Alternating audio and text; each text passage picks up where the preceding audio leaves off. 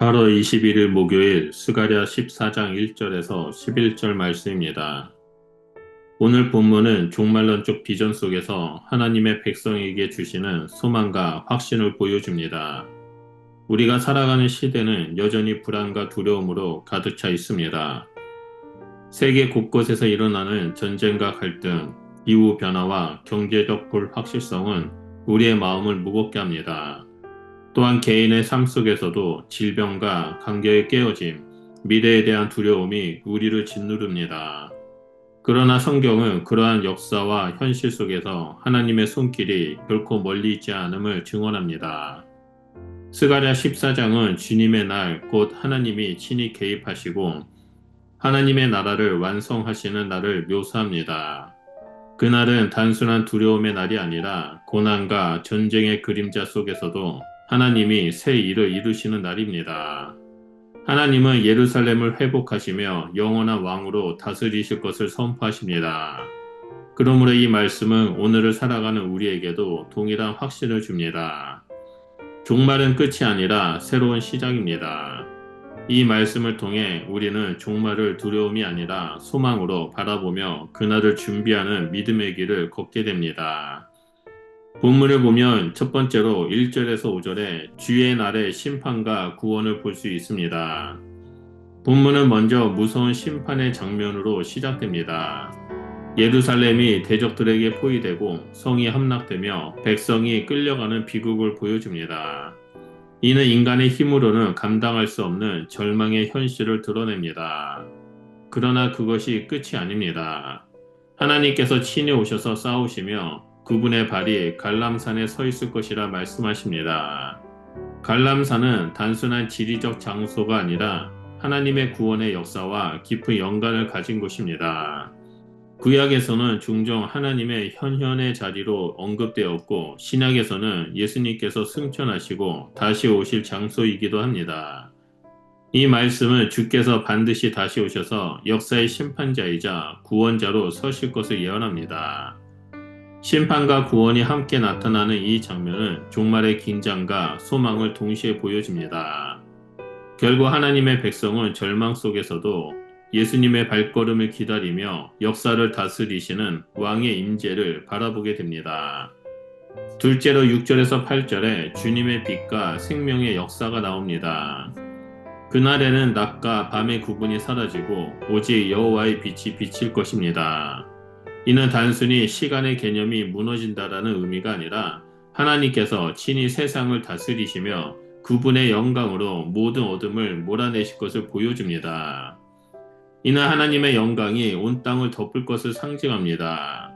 인간의 지혜나 과학의 빛이 아니라 하나님의 임재의 빛이 온 세상을 밝히게 될 것입니다.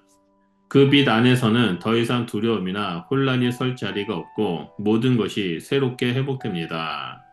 또한 예루살렘에서 생수가 흘러나와 동쪽과 서쪽 바다까지 흐른다라고 말씀하십니다.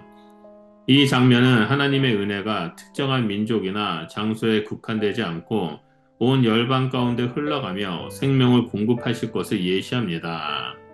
이는 예수님께서 성령의 역사를 가리켜 말씀하신 것과 연결됩니다. 종말의 날은 심판만 있는 날이 아니라 생명의 빛이 충만한 날입니다. 고난과 죽음의 권세가 더 이상 힘을 발휘하지 못하고 하나님의 생명이 온 땅 가운데 넘쳐 흐르는 날이 될 것입니다. 마지막 세 번째로 9절에서 11절에 영원히 다스리는 왕입니다. 스가랴는 온 땅의 왕이 되실 여호와를 선포합니다. 그분은 단지 이스라엘의 하나님으로 머무르지 않으시고 온 세상을 다스리시는 만왕의 왕이 되십니다. 하나님의 통치는 국경이나 민족을 넘어 전 인류 위에 임합니다. 어떤 권세도 주님의 권세를 대적할 수 없으며 인간의 제국과 세상 나라들이 종국에는 하나님의 발 앞에 무릎을 꿇게 될 것입니다. 하나님의 이름만이 높임을 받을 것이며 모든 우상과 거짓 권세들은 무너지고 오직 여호와의 영광만이 드러날 것입니다. 그때 예루살렘은 더 이상 전쟁과 침략에 흔들리지 않는 완전한 성읍이 되고 하나님의 백성은 두려움 없이 평강 가운데 살아가게 됩니다. 이는 단순한 물리적 안전을 넘어서 하나님이 함께 하심으로 누리는 내적인 안식과 자유를 의미합니다. 혼돈과 전쟁의 시대는 끝나고 하나님의 나라가 완전히 이루어집니다. 인간의 역사가 결코 완성하지 못했던 평화와 정의가 하나님의 통치 아래 실현될 것입니다. 하나님의 나라는 불완전한 인간의 제도가 아니라 의와 사랑과 진리가 충만한 나라입니다. 이는 계시록 21장의 새 예루살렘과 연결되며 장차 우리에게 주어질 영원한 평강과 생명의 충만을 선명히 보여줍니다. 결국 스가랴의 환상은 먼 미래의 그림이 아니라 오늘을 사는 우리가 붙잡아야 할 소망의 약속으로 주어졌습니다. 스가랴 14장은 역사의 끝에서 하나님께서 친히 왕이 되셔서 빛과 생명, 평강을 주실 것을 선포합니다.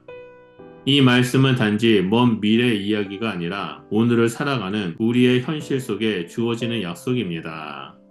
지금은 혼란과 고난 가운데 있지만 하나님의 백성은 결코 낙심하지 않습니다.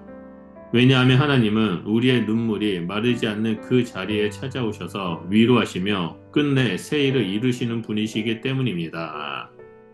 역사의 어둠은 길어 보이지만 하나님의 빛은 반드시 그 끝에서 우리를 비추게 될 것입니다. 하나님께서 오셔서 우리와 함께 하시며 새 하늘과 새 땅을 이루실 것이기 때문입니다. 이 소망은 막연한 바람이 아니라 이미 그리스도의 십자가와 부활로 보증된 확실한 약속입니다. 그러므로 우리는 현실 속의 고난에 눌리지 않고 믿음으로 깨어 예수님께서 다시 오심을 준비해야 합니다. 종말은 두려움의 날이 아니라 소망의 날입니다. 그날은 심판의 무서움보다 구원의 영광이 더 크게 드러나는 날이며 하나님의 백성이 온전히 회복되는 날입니다. 그러므로 오늘도 주님의 왕되심을 고백하며 그 고백 속에 담긴 소망을 삶으로 증거하는 존귀한 성도님들 되시길 축원합니다. 기도하겠습니다. 왕이신 하나님, 주께서 오시는 날을 기다리는 동안 흔들리지 않는 믿음을 주시고 빛과 생명의 소망을 마음에 심어 다시 오실 주님의 길을 예비하는 자가 될 수 있도록 우리와 함께하여 주시옵소서. 그래서 혼돈의 시대 속에서도 하나님의 통치를 바라보며 담대하게 살아가는 자가 될 수 있도록 우리와 늘 동행하여 주시옵소서. 예수님의 이름으로 기도드립니다. 아멘.